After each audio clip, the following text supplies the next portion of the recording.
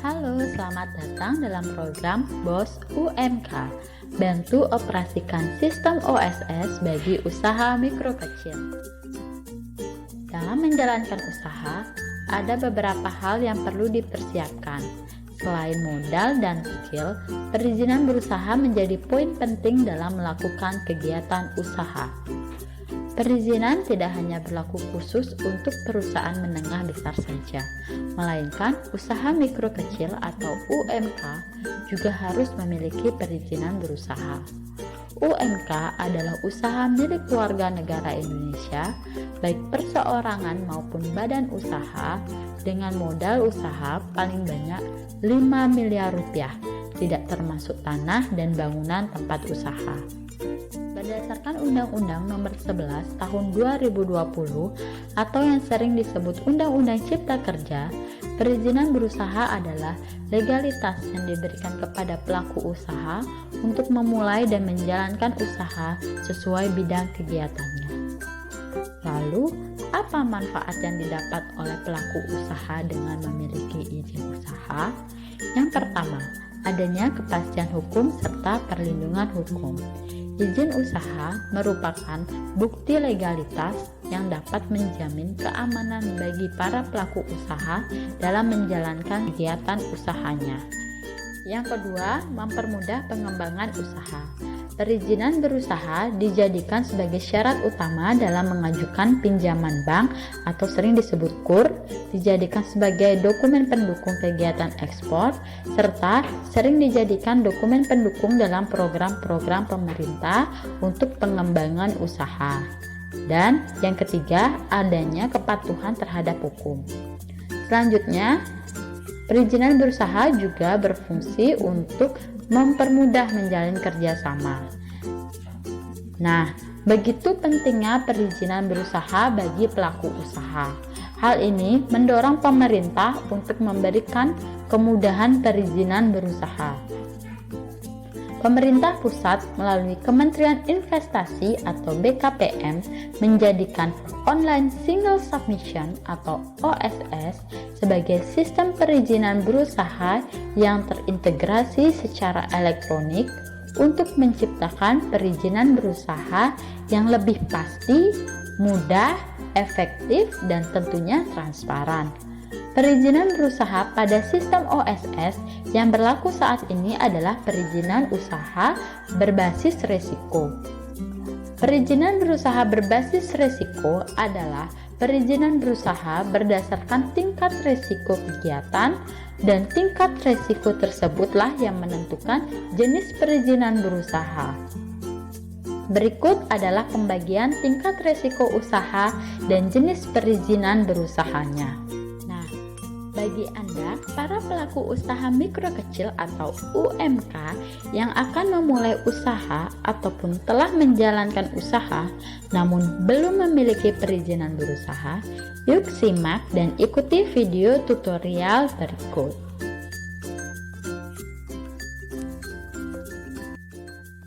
Panduan mengurus perizinan berusaha bagi usaha mikro kecil pada sistem OSS.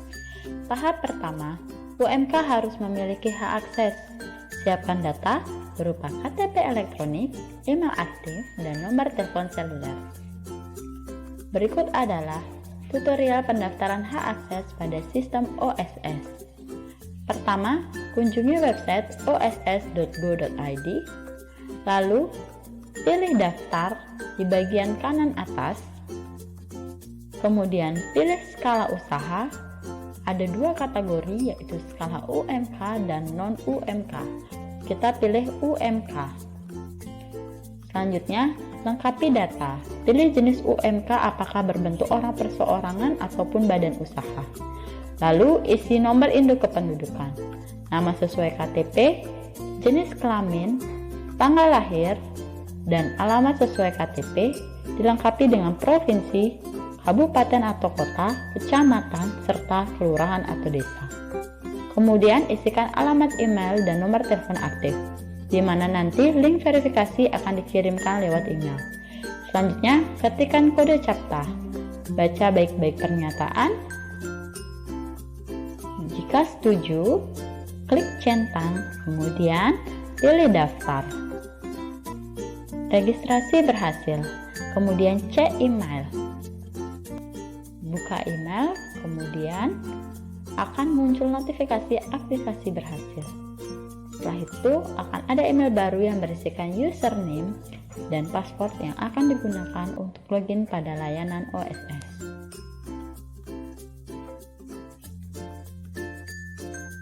Setelah memiliki hak akses, pelaku usaha dapat melanjutkan pendaftaran perizinan usaha. Pertama, siapkan data diri berupa NPWP, BPJS Kesehatan, dan BPJS Ketenagakerjaan jika sudah memiliki, dan siapkan juga data usaha berupa nama usaha, bidang atau jenis kegiatan, luas lahan usaha, alamat usaha, modal usaha, jumlah tenaga kerja, dan jumlah produksi. Setelah itu, langsung saja kita ke proses pendaftaran perizinan usaha pada sistem OSS. Kunjungi website oss.go.id, kemudian klik masuk di pojok kanan atas, masukkan username dan password yang dikirimkan ke email saat mendaftarkan hak akses, ketikkan kode CAPTCHA dan klik masuk. Lalu akan muncul informasi-informasi terkait OSS. Klik mulai, next, sampai selesai. Selanjutnya, isi formulir dengan lengkap dan benar. Untuk UMK orang perseorangan, sistem akan menampilkan beberapa data secara otomatis. Isikan nomor NPWP pribadi jika sudah memiliki, nomor BPJS Ketenagakerjaan, dan BPJS Kesehatan jika sudah memiliki. Berikutnya, klik tombol simpan data. Tahap selanjutnya adalah melengkapi data usaha. Klik tombol tambah bidang usaha.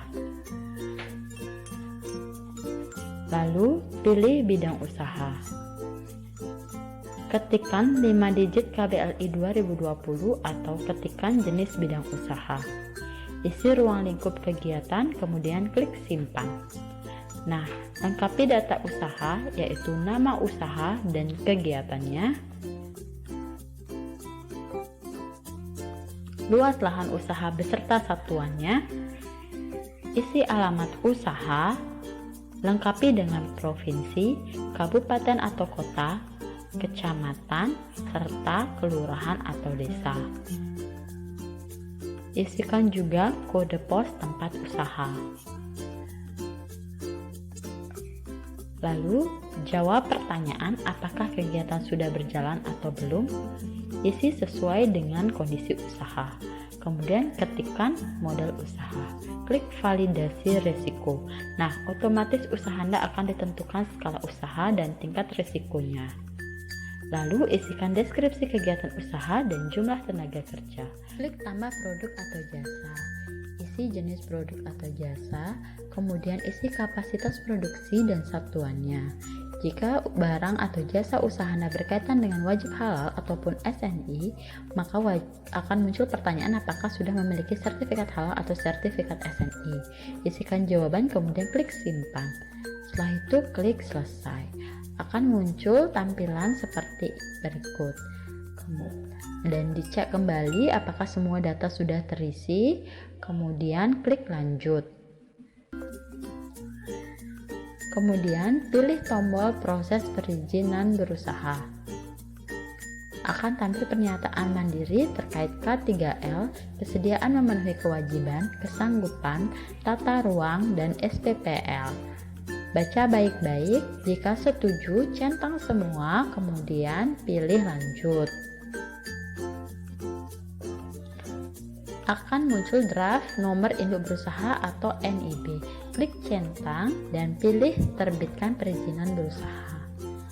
Nah, NIB Anda sudah terbit, serta Anda juga dapat mendownload dokumen pendukung lainnya. Tampilan nomor induk berusaha Anda yang bisa dijadikan legalitas perizinan berusaha bagi usaha mikro kecil.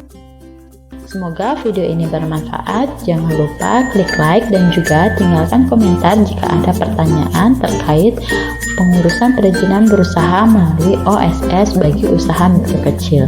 Terima kasih dan sampai jumpa.